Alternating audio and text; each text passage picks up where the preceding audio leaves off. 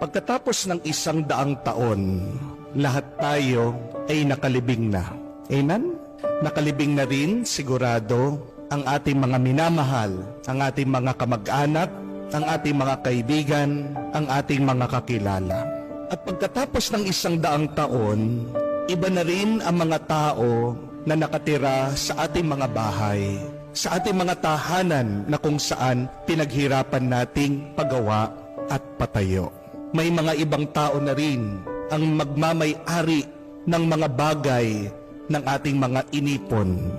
Pagkatapos ng 100 taon, ang kotse na binayaran natin at inutang, wala na rin. Maaaring ito ay scrap, lata na, tinapon, o baka inilibing na rin.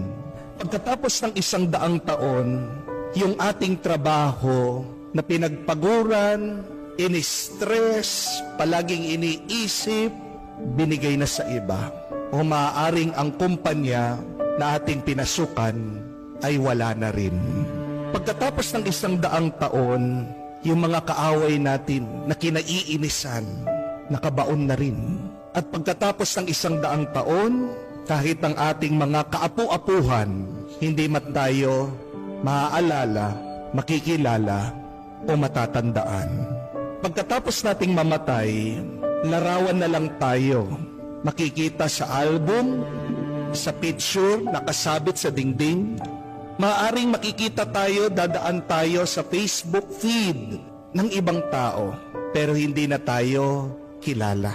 Pagkatapos ng 1 dekada, mawawala na rin ang ating mga larawan, ang ating mga alaala. Kung maiintindihan natin ang ating kinabukasan na mawawalang kwenta lahat ng ating mga inaalala dahil may katapusan na ang lahat, hindi ba magiging mas masaya tayo ngayon? Yung ating mga takot ngayon, pagkatapos ng 100 taon, wala na yan. At pagkatapos nating mamatay, yung ating mga pangamba, wala na ring kwenta. So tandaan natin ito, mga kapatid, that life is short and quick. Maiksi lang ang buhay at mabilis. Lalong-lalo na ito ay umiiksi at bumibilis dahil sa ating takot, pag-aalala at pangamba.